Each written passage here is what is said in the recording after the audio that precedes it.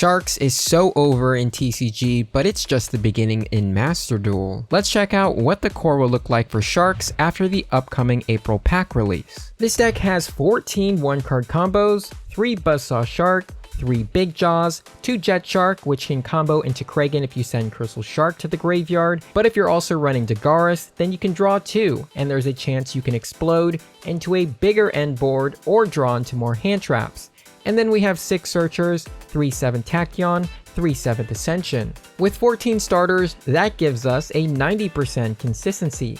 As for extenders, we have 3 Abyss Shark, 1 Crystal Shark, 3 Big Jaws, and our 6 Searchers, 7 Tachyon, and 7th Ascension.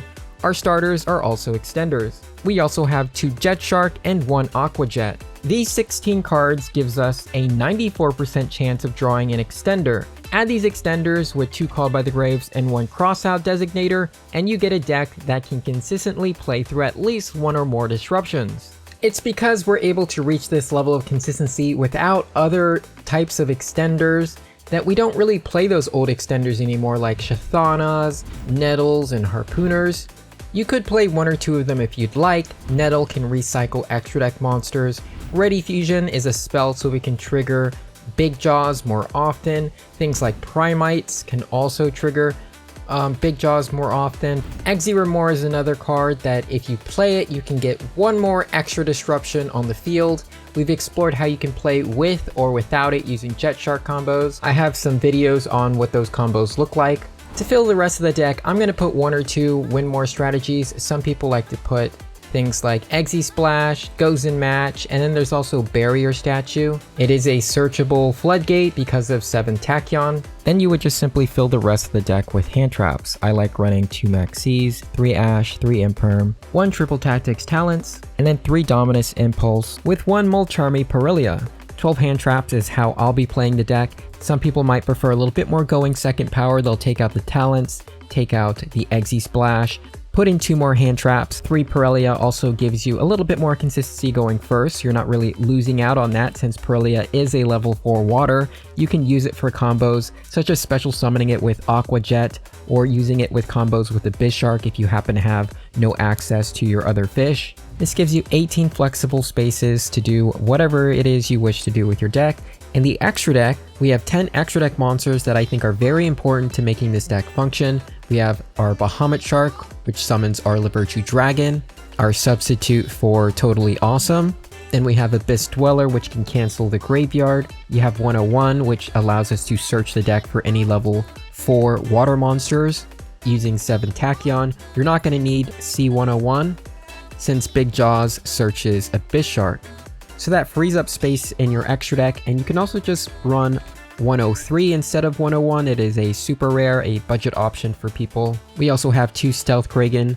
The second one is backup for grind games. Then you have Utopic Ray Lancer.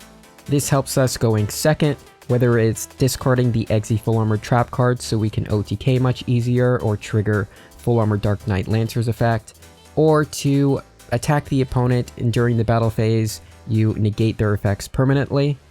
And then you have 1 Exi Armor Fortress to jump into Full Armor Dark Knight Lancer. Then we also have our new C32 Sarktrake Levice boss monster. This monster pairs really well with Abyss Shark going second. This is because Abyss Shark lets you deal double damage with the next number monster that you attack your opponent with and deal damage. And number C32 has a lot more attack than your other number monsters with 3100 attack. And it also has a quick effect that can detach 1 material to target one of your opponent's monsters and turn its attack into 0 and also negate its effects. It's an ice barrier on legs. Now normally in order to summon this C32 you need a number 32 Sarktrake.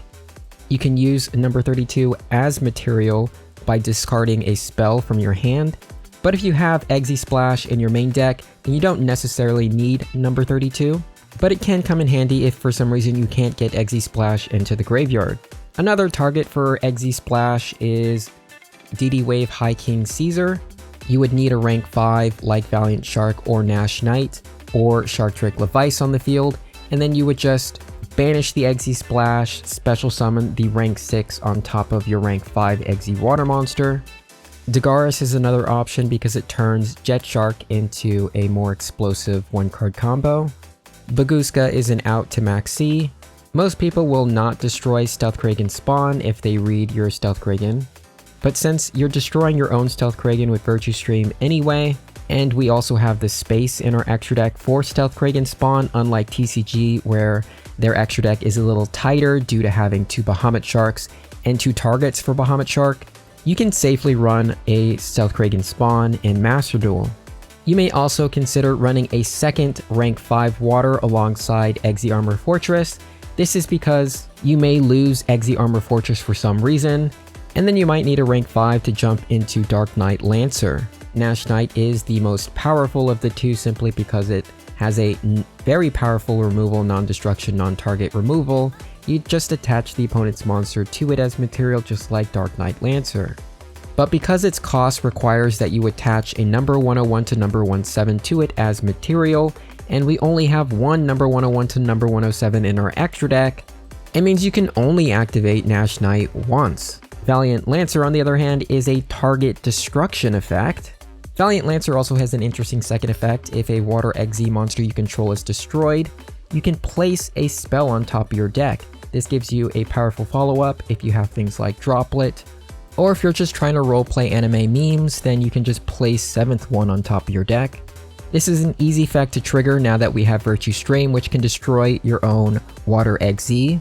Crystal Zero Lancer is an extra deck monster that you would normally jump into with Fortress before summoning Dark Knight Lancer to give Dark Knight Lancer 2 materials.